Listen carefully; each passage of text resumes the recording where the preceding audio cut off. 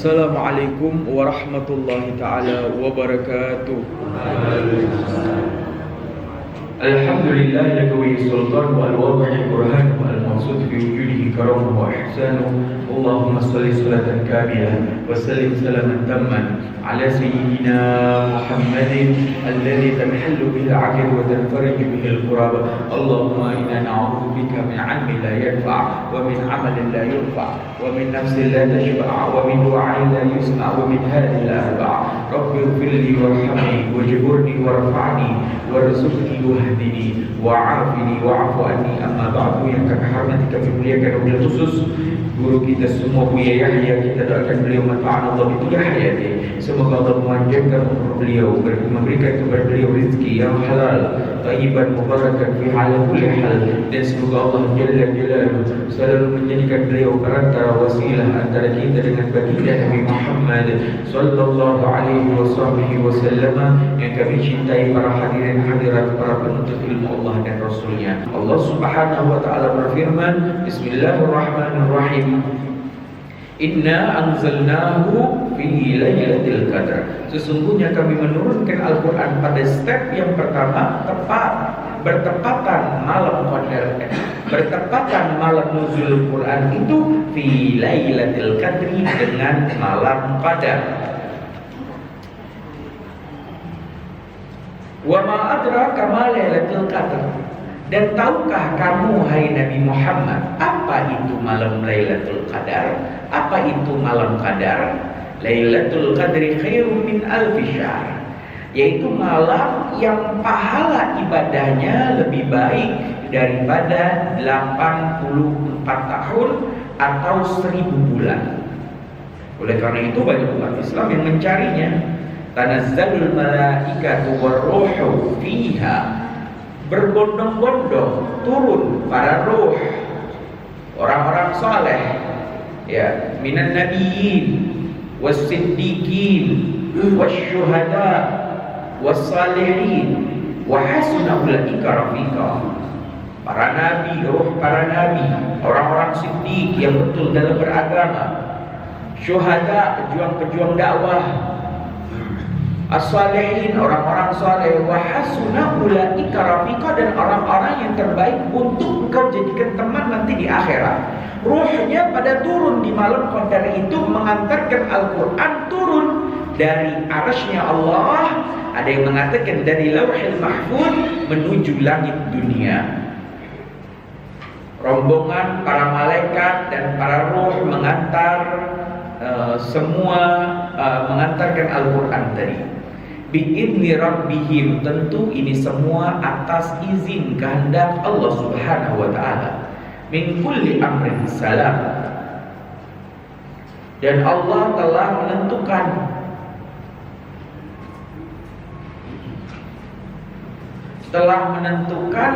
penurunan Al-Quran tersebut.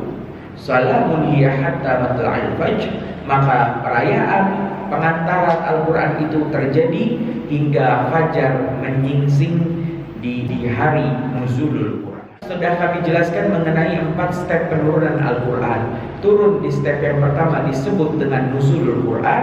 Di step kedua dari langit dunia menuju Nabi Muhammad di Mekah, diantar oleh malaikat Jibril 23 tahun, 13 tahun di Mekah, 10 tahun di Madinah. Al-Quran turun sedikit demi sedikit, dan saat itu Nabi Al-Quran yang turun adalah tidak urut, karena yang pertama turun adalah surat Al-Alaq, dan yang terakhir turun adalah surat Al-Maidah ayat 3-nya saja.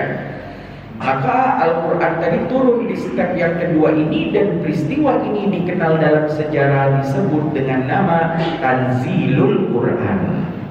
Nah, lantas apalagi step penurunan Al-Quran yang ketiga? Kemarin sudah kami jelaskan Al-Quran di step yang ketiga, yaitu turun, bagaimana Al-Quran turun dari Nabi Muhammad kepada manusia yang ada di hadapan Nabi Muhammad, yang saat itu adalah seorang sahabat. Maka ada 4 tingkatan. Mulai dari tingkatan penertiban kembali ayat Al-Quran, ya, karena Al-Quran turunnya nggak urut. Banyak umat Islam bingung, Beb, yang pertama kali kan turun surat Al-Alaq, kok yang ditulis di awal Al-Quran kita Al-Fatihah, Yang terakhir turun itu kan surat Al-Maidah ayat 3-nya. Kok yang ditulis terakhirnya bukan surat Al-Maidah tapi surat An-Nas? Oh iya, karena Al-Quran aslinya diturun yang pertama itu dari Al-Fatihah urut sampai An-Nas. Diturun yang kedua ngacak sesuai dengan asbabun nuzul. Ya, penyebab terjadi penurunnya Al-Quran. Jadi ada sahabat nanya, ya ada satu kejadian baru Al-Quran turun sesuai dengan kebutuhan. Nah, di step yang ketiga Al-Quran itu ditertibkan kembali urutannya. Siapa yang menertibkan? Yang tahu urutan aslinya. Siapa yang tahu? Yang tahu urutan aslinya adalah malaikat Jibril. Maka di ruangan itu di sana ada malaikat Jibril dan ada Nabi Muhammad. Cuma sayangnya sebagaimana yang kami jelaskan yang lalu, Nabi Muhammad nggak bisa baca, nggak bisa tulis. Bukan karena Nabi Muhammad bodoh, karena Nabi semua cerdas, nggak ada yang bodoh. Mukjizat bagi Nabi Muhammad menjadi an-nabiyil ummi, Nabi yang buta huruf, Nabi yang nggak bisa baca, nggak bisa tulis. Seandainya Nabi Muhammad pintar baca, maka mereka orang Yahudi menuduh, maklum Muhammad mengeluarkan dari mulutnya syair-syair yang indah yaitu Al-Quran. Maklum Muhammadnya biasa baca kitab-kitab kami perjanjian lama daripada kitab Torah atau Taurat, dan biasa membaca perjanjian baru daripada kitab Injil. Coba lihat isinya nggak jauh beda daripada dua kitab kami. Kenapa? Muhammadnya pintar baca. Sudah pintar baca, Muhammadnya pintar nulis. Tapi ternyata setelah mereka tahu dari kecil, kaum Quraisy juga Abu Jahal tahu kok Nabi Muhammad ini nggak bisa baca, nggak bisa tulis dari kecil, tiba-tiba mengeluarkan syair-syair yang indah. Mereka pun menyatakan, ya hal syair ini itu berbeda dengan syair yang kami buat. Syair ini bukan berasal dari diri Muhammad, tapi berasal dari Tuhannya Muhammad sallallahu alaihi wasallam. Sehingga mereka mengakui tidak bisa baca tulisnya Nabi Muhammad adalah memang mukjizat bagi Nabi Muhammad sallallahu alaihi wasallam. Maka di ruangan itu ada malaikat Jibril yang memberitahu tertiban Al-Quran kepada Nabi Muhammad. Karena Nabinya nggak bisa baca, nggak bisa tulis, maka di situ ada tukang tulisnya Nabi. Bahasanya kita nih sekretaris, ada katib. Ya, katib itu sekretaris, tukang tulis.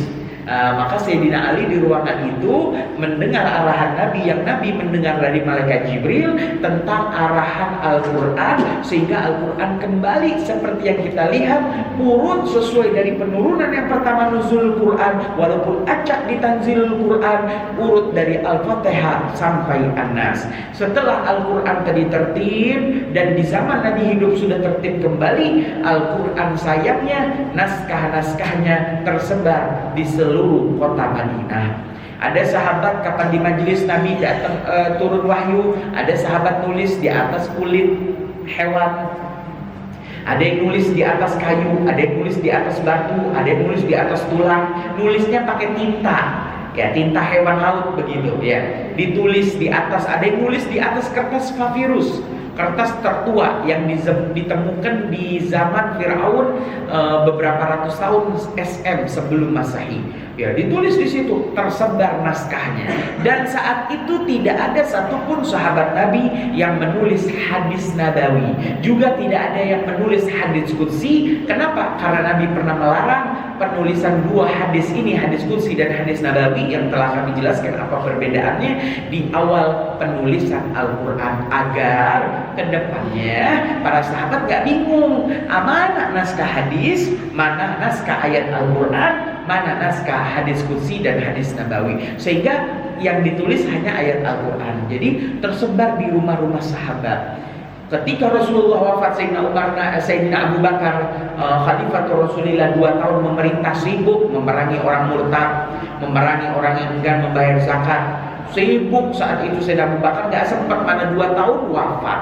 Setelah wafat muncul zaman Sayyidina Umar. Walaupun Sayyidina Umar memerintah selama 10 tahun, Sayyidina Umar juga tidak sempat karena sibuk memperluas wilayah Islam di arah timur menaklukkan kerajaan Persia, di arah utara atas menaklukkan kerajaan Romawi Bizantium, di arah barat menaklukkan daripada Qadisiyah, Mesir dan sekitarnya, Alexandria dan sekitarnya. Sehingga saat itu Sayyidina Umar sibuk mengirim jenderal-jenderal dan batalion-batalion panglima. 10 tahun gak cukup untuk mengumpulkan naskah Al-Quran.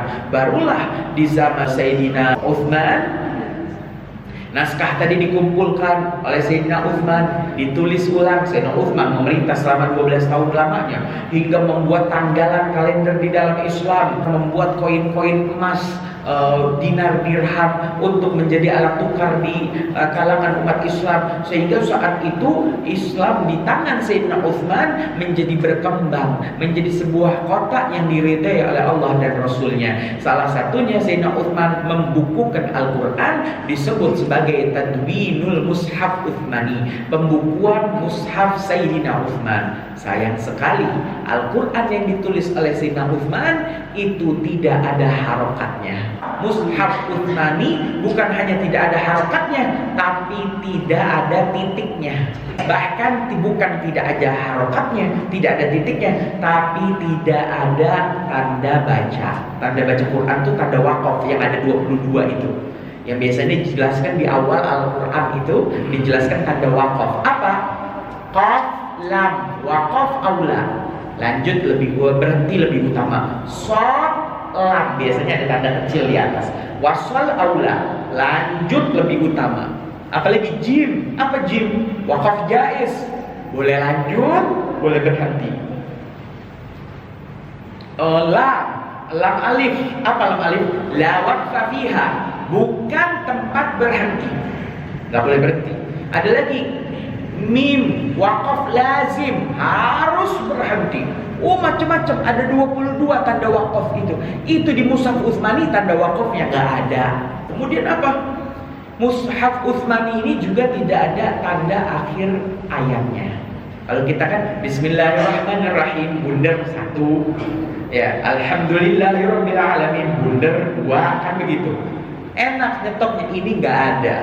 Nah, 4 hal itu nggak ada di Mushaf Utsmani hingga masa Khulafaur Rasyidin 30 tahun berakhir, ditutup oleh Sayyidina Hasan yang terbunuh memerintah selama 6 bulan saja setelah Sayyidina Ali. Masuk masa dinasti mulai dari dinasti Abbasiyah, dinasti Umayyah, dinasti Abbasiyah. Dinasti Umayyah di negeri Syam, dinasti Abbasiyah itu di Irak, Iran, ya, yang dulunya negeri Babel. Dinasti Utsmaniyah atau kerajaan Ottoman di Turki, ya. Barulah di zaman para dinasti ini muncul satu pemerintah, satu imam, namanya Imam Al-Hajjaj. Imam Al-Hajjaj inilah yang memulai menyempurnakan Al-Quran. Jadi setelah Al-Quran ditertibkan, kemudian dibukukan, baru Al-Quran disempurnakan, dikasih harokat, dikasih titik di hurufnya, dikasih tanda baca, dikasih tanda wakaf. Kapan? Di zaman dinasti itu yang namanya Imam Al-Hajjaj. Baru yang keempat, Al-Quran disebarkan ke seluruh dunia. Al-Quran hingga saat ini terus dicetak, dipantau huruf demi hurufnya, sehingga betullah firman Allah Subhanahu wa taala, sesungguhnya kami yang menurunkan Al-Quran dan kami juga yang menjaga Al-Quran. Al-Quran akhirnya diterjemahkan, ditranslate ke beberapa ratus bahasa di dunia dari 198 negara yang diakui oleh PBB, Perserikatan Bangsa-Bangsa. Di luar itu bisa sampai 215 negara. Al-Quran sudah ditranslate ke berbagai bahasa negara, puluhan, dan disebar, sehingga Al-Quran pun akhirnya sampai kepada manusia seluruhnya di muka buminya Allah Subhanahu wa ta'ala. Lantas bagaimana? Tinggal tugas kita semua, turunnya Al-Quran yang sudah ada di depan kita, mulai dari turun dari Arasy ke langit dunia nuzul Quran, dari langit dunia ke Nabi Muhammad tanzil Quran, dari Nabi Muhammad ke manusia hingga kita umat akhir zaman ini mendapatkannya. Dan yang tinggal tugas kita penurunan Al-Quran yang keempat, yaitu bagaimana Al-Quran turun dari mushaf yang ada di rumah kita masuk ke dalam hati kita. Nabi Muhammad SAW bersabda, "Man ja'alal Qur'an amamahu adkhalahul jannah." Barang siapa yang dia ada orang hamba Allah umat Nabi Muhammad menjadikan Al-Quran itu sebagai panutannya, ditaruh di depan sebagai rujukannya di dalam setiap permasalahan di dunia dalam kehidupannya, dia jadikan Al-Quran di depan, maka Allah akan memasukkannya ke dalam surga. Tetapi sebaliknya, wa man ja'alal Qur'an khalfahu adkhalahun nar. Barang siapa yang dia menjadikan Al-Quran di belakangnya, dia jadikan Al-Quran penurut hawa nafsunya, dia jadikan Al-Quran jadi makmum di belakang, ikuti hawa nafsu yang dia inginkan, maka Allah akan memasukkan orang tersebut ke dalam neraka, ya neraka dunia, ya neraka akhirat. Tugas kita bagaimana menjadikan Al-Quran sebagai imam kita. Kapan Al-Quran ngomong halal, maka halal kata kita, haram kata Quran, haram kita kata. Man qara Al-Quran fastashharahu fa ahalla halalahu wa harrama haramahu adkhalahul jannah. Barang siapa yang dia membaca Al-Quran. Jadi untuk menjadikan Al-Quran imam kita, nomor satu dibaca dulu. Ya, baca sama istri, mungkin sekaca gantian, gak kerasa 1 juz hatam sehari. Dan kita faham Al-Quran, tidak harus hafal, faham artinya, dan juga akhirnya kita itu faham maksud yang Allah inginkan di dalam Al-Quran, dan tinggal kita nanti mempraktekannya. Jadi tugas kita nomor satu, membaca, pakai terjemah, rutin hadir majelis ta'lim, selesai. Kemudian apa? Fastashharahu, dia berusaha yang kedua dalam rangka menjadikan Al-Quran sebagai imam, dia berusaha menjadikan Al-Quran itu diteliti, direnungi. Ya, nggak paham tanya sama para ulama, sehingga dia paham tentang ilmu. Oleh karena itu mempelajari ilmu fikih, ilmu akidah, ilmu apa lagi, ilmu tentang hati tasawuf, ilmu tentang akhlak praktek keseharian, sopan santun, itu semua sebenarnya intisari daripada Al-Quran. Ya. Baru terakhir apa? Tinggal tugas kita praktek. Fa'ahalla halalahu, kita halalkan apa yang dihalalkan Quran, wa harrama haramahu, dan kita haramkan apa yang diharamkan Al-Quran. Allah akan memasukkan kita ke dalam surga. Ma'asyiral muslimin rahimakumullah, inilah akhir daripada tafsir surat Al-Qadr, dan kita masih menyambung tentang penurunan Al-Quran masuk ke dalam surat berikutnya, yaitu surat Iqra. Surat Iqra atau biasa disebut surat Al-Alaq, atau juga disebut dengan surat Al-Qalam, ya, Al-Qalam. Dengan 3 nama ini surat Iqra ini dinamakan. Surat ini berjumlah 19 ayat. Ya, di akhir ditutup dengan sujud tilawah, ya. Karena sujud itu ada 3, ada sujud sahwi, ada sujud syukur, ada sujud tilawah. Sujud sahwi, lupa bilangan rakaat atau lupa sesuatu, maka ditambal pakai sujud sahwi 2 kali sebelum seseorang salam. Bacanya apa? Subhanalladzi la yashu wa la naum. Ya, la naum wa la yashu, bisa dibalik juga.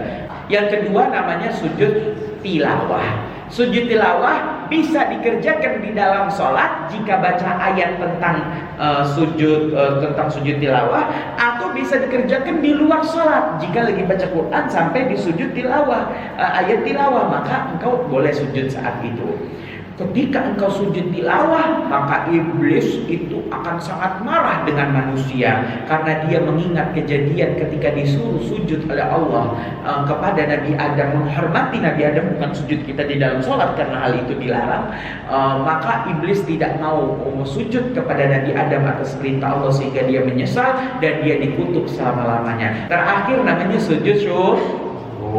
Sujud syukur tuh ketika dapat nikmat, dan sujud syukur hanya bisa dilaksanakan di luar salat ketika mendapatkan nikmat. Dan sujud syukur ingat diperhatikan aurat, arah kiblat, punya wudu apa enggak, baru sujud syukur. Ya begitu. Ma'asyiral muslimin rahimakumullah. Surat Al-Alaq ayat 1 sampai 5. Allah Subhanahu wa taala berfirman, "A'udzubillahi minasyaitonir rajim. Bismillahirrahmanirrahim. Iqra bismi rabbikal ladzi khalaq." Iqra, bacalah.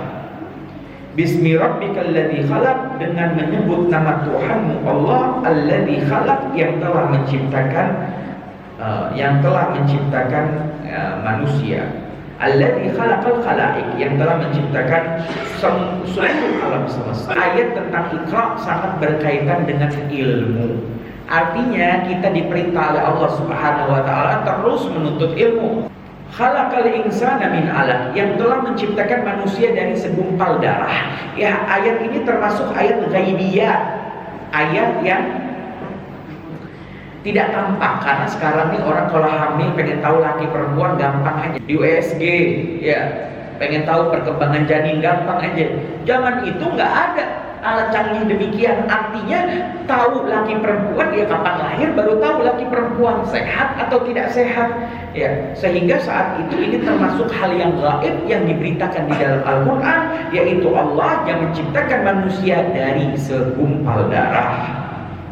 Iqra wa rabbukal akram, bacalah ilmu itu dan tetap agungkan Tuhanmu. Alladzi 'allama bil qalam, yang telah mengajarkan manusia tentang ilmu yang tidak diketahui bil qalam, lewat tulisan, lewat catatan. Mengajarkan kepada manusia apa yang tidak manusia itu ketahui. Begitulah kita manusia lahir dalam keadaan lemah, tidak tahu apa-apa, nggak paham apa-apa, maka Allah ajarkan kita lewat bil qalam. Allah Subhanahu wa taala berfirman di lain ayat, hal yastawil ladzina ya'lamuna wal ladzina la ya'lamun. Apakah sama antara orang yang ngerti dan orang yang enggak ngerti? Beda. Orang paham dengan orang enggak paham beda. Dalam ayat lain Allah berfirman, yarfa'illahu alladzina amanu minkum wal ladzina utul ilma darajat. Sesungguhnya Allah mengangkat derajat orang-orang yang mempunyai iman, kepercayaan, keyakinan di dalam hatinya, dan juga para penuntut ilmu itu Allah angkat derajatnya. Orang makin beriman kepada Allah, apalagi kalau dia berilmu, maka orang menghormati dia.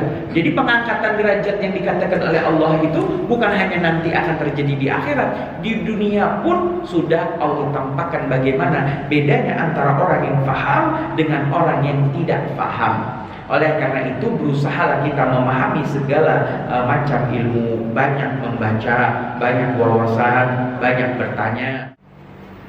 Karena di dalam salah satu syair yang disebutkan dalam kitab Ta'lim Muta'alim disebutkan bahwasanya orang bodoh itu mereka tuh sesungguhnya telah mati. Orang bodoh nggak punya ilmu, mereka tuh udah mati. Kalau udah mati udah dikubur dong. Oh iya, udah dikubur. Orang bodoh itu udah dikubur. Mana kuburannya? Kuburannya adalah badan-badan mereka sendiri. Jadi kata para ulama, orang bodoh itu bagaikan mayat hidup. Mayat hidup, udah mati dia, jiwanya mati karena nggak punya cahaya ilmu, karena kebodohannya dia bingung, mau ini bingung, mau itu bingung, mau ngapain nggak enak, nggak bisa ya, sehingga dia bingung dengan dirinya, sehingga dia tuh udah mati. Mana kuburnya? Kuburnya adalah badan mereka sendiri. Dalam hadis lain Nabi bersabda, "Man salaka tariqan yaltamisu fihi ilman sallallahu lahu bihi tariqan ila jannah." Barang siapa yang dia menempuh satu bidang jalan yang di dalamnya di situ dia nuntut ilmu, maka Allah akan gampangkan bagi dirinya jalan menuju surganya. Makin banyak ilmu, makin gampang masuk surganya. Dalam hadis lain Nabi menyemangati kita para penuntut ilmu, "Man yuridillahu bihi khairan yufaqihuhu fiddin." Barang siapa yang Allah inginkan seseorang itu hidupnya baik, senang, nyaman, sukses, ciri-cirinya Allah akan fahamkan kepadanya tentang ilmu agamanya. Makin kita paham tentang agama kita, maka itu ciri kita tuh diinginkan baik oleh Allah Subhanahu wa taala. Kata Imam Syafi'i, "Al-ilmu sayyidun." Ilmu itu hewan buruan. Wal kitabatu qayyiduhu, dan menulis itu adalah ikatannya. Zaman dulu tuh para raja, hadirin hadirat rahimakumullah, hiburannya nggak ada. Loh, kita sekarang ada televisi, ada handphone, ya ada radio, hiburan kita banyak. Zaman dulu raja-raja tuh orang yang kaya-kaya itu hiburannya apa? Di antaranya adalah berburu hewan di hutan. Ya, raja bawa pengawalnya, apa berburu hewan di hutan. Dia tembak itu kijang tadi. Ya, hewan buruan halal ya. Jadi kalau bapak nembak pakai pistol kena kijang, atau kijangnya mati gara-gara pistolnya bapak, hukumnya sama kayak disembelih. Berarti itu nggak jadi bangkai. Ya. Atau bapak tembak, waktu bapak datangi, oh ternyata belum mati, maka cepat langsung disembelih. Ya begitu. Hewan buruan boleh berburu hewan. Nah, raja zaman dulu berburu. Nah, kata Imam Syafi'i, bodoh tuh raja kalau sudah capek-capek ke hutan, nembak hewan, nangkep hewan, ya hewannya masih bisa lari, begitu ditangkap tiba-tiba nggak diikat, kan bodoh. Hewannya nggak diikat, lo minimal diikat lah, ya pakai tali tambang begitu. Ya, maksudnya apa? Para penuntut ilmu, engkau capek-capek datang ke pesantren, ke pondok, ke majelis taklim. Waktu engkau dengar ilmu, ya dari para ahli ilmu itu, kok tiba-tiba ilmu itu bahasa kita masuk kuping kanan, keluar, kayaknya masuk kuping kanan, keluar kuping kanan, gitu. Jadi nggak masuk gitu ya, mental gitu ya. Masuk kuping kanan, keluar kuping kiri, mending masih lewat. Ya, tapi maksudnya apa? Masuk kuping kanan, udah jangan ada yang keluar lagi loh. Gitu. Caranya gimana? Caranya dengan dicatat. Tapi emang beda. Nuntut ilmu masih masih muda sama sudah tua beda. Dikatakan dalam sebuah pepatah Arab, at-ta'allum fi sigar kanakshi 'alal hajar. Belajar di waktu kecil seperti mengukir di atas batu. Wa ta'allum fil kibar kan nakshi 'alal ma, dan belajar di waktu tua seperti mengukir di atas air. Ya begitu, nggak jadi-jadi ya. Mengukir di atas air nggak jadi-jadi ya. Makanya kita didik anak-anak kita nuntut ilmu sebanyak-banyaknya sehingga mereka menjadi orang-orang yang sukses dan bisa menyelamatkan kita para orang tua yang mendidik nanti di akhirat. Karena mendidik anak itu, ninggalkan anak soleh itu kayak amal jariah. Kapan kau meninggal, kok dia doa, dia melakukan kebaikan, dia itu mengisi majelis ilmu, dia itu menolong orang, maka pahalanya sampai semua ke orang tuanya. Utlubul ilma minal mahdi lal lahdi. Tuntutlah ilmu mulai dari mahdi. Mahdi itu apa? Mahdi itu gendongan ibu masih kecil, ilal lahdi sampai masuk ke liang lahat. Ilal lahdi sampai masuk ke liang lahat. Artinya nuntut ilmu nggak kenal umur. Belajar itu seumur hidup, ya terus belajar. Kalau kita sudah nuntut ilmu, fahami ilmu itu bagaikan garam. Kapan kita nuntut ilmu? Akhlaknya harus lebih banyak. Nuntut ilmu akhlaknya lebih banyak. Kata Imam Ghazali, aku ini belajar puluhan tahun belajar ilmu. Di akhir-akhir ini aku baru belajar ilmu tentang akhlak 2 tahun terakhir. Dan aku berharap yang banyak itu aku nuntut ilmu tentang akhlak sopan santun, ilmu sosial dengan manusia lainnya bagaimana adaptasi, sisanya baru aku berharap belajar agama. Ya, artinya kalau kita tiap hari ini hadir majelis taklim, harus ada nampak dong di badan kita, di cara ngomong kita, di hati kita, harus ada nampak akhlaknya itu. Karena ilmunya sesendok teh, garamnya sesendok teh, tepungnya akhlaknya harus yang 1 kilo gitu. Ya, jadi PR bagi kita semua tuh apa? Selain praktek adalah memperbaiki diri dalam kehidupan bersosial. Bismillahirrahmanirrahim. Alhamdulillahirabbil alamin. Allahumma shalli ala sayyidina Muhammad wa ala ali sayyidina Muhammad. Allahumma alif baina qulubina wa aslih dhata bainina wa hdina subul salam wa najjina minadh dhulumati ila an-nur wa jannibna al-fawahisha ma dhahara minha wa ma batan wa barik lana fi asma'ina wa absarina wa qulubina wa azwajina wa dhurriyyatina wa tub 'alaina innaka antat tawwabur rahim waj'alna syakirina li ni'matika mudhannina 'alaiha qabiliha wa atmim 'alaina. Allahumma ighfir lana wa liwalidina warhamhum kama rabbawna shighara. Rabbana atina fid dunya hasanah wa fil akhirati hasanah wa qina adzaban nar. Wa sallallahu ala sayyidina Muhammadin nabiyil ummi wa ala alihi wa sahbihi wasallam. Walhamdulillahi rabbil alamin bi sirril Fatihah.